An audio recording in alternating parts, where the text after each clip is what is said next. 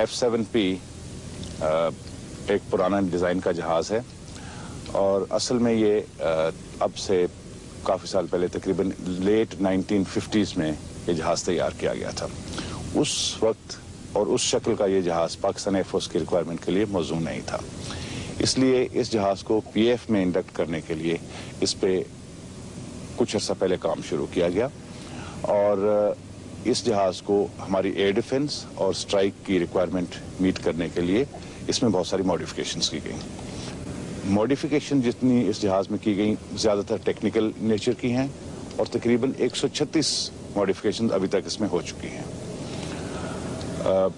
Modifications کی نوعیت کچھ یوں ہے کہ زیادہ تر ان میں سے ایسی ہیں جو اس جہاز کی کامبیٹ پرفارمنس کو انکریز کرنے کے لیے تھیں یا اس جہاز کی فلائٹ سیفٹی کو امپروو کرنے کے لیے زمین پر اور ہوا میں دونوں جگہ پر. ایک بڑی میجر ماڈیفکیشن جو اس میں ہوئی ہے وہ یہ ہے کہ جہاز کی ویپن کیریج اسٹیشن جو ہیں، ایکسٹرنل سٹورز جو ہیں اور انٹرنل ویپنز جو ہیں ان میں تبدیلی کی گئی، جس سے یہ کیا کہ پہلے اس جہاز میں ایک گن تھی، اب اس کی جگہ 2 گنز کر دی گئی ہیں.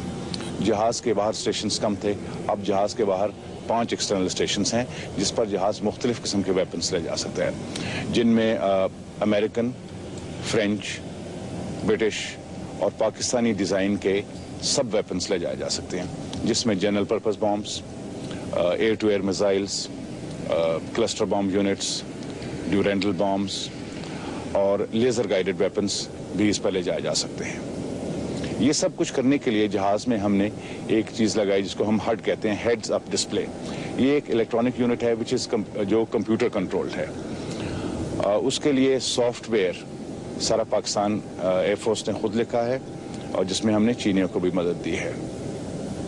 اس کے ہڈ کی انسٹالیشن سے جہاز کی کیپیبلٹی اور ایکوریسی میں بہت زیادہ فرق آ گیا ہے. جہاز کی اب جس قسم کی بھی ایئر ٹو ایئر یا ایئر ٹو گراؤنڈ فائرنگ ہو وہ بہت زیادہ ایکوریٹ ہوگی.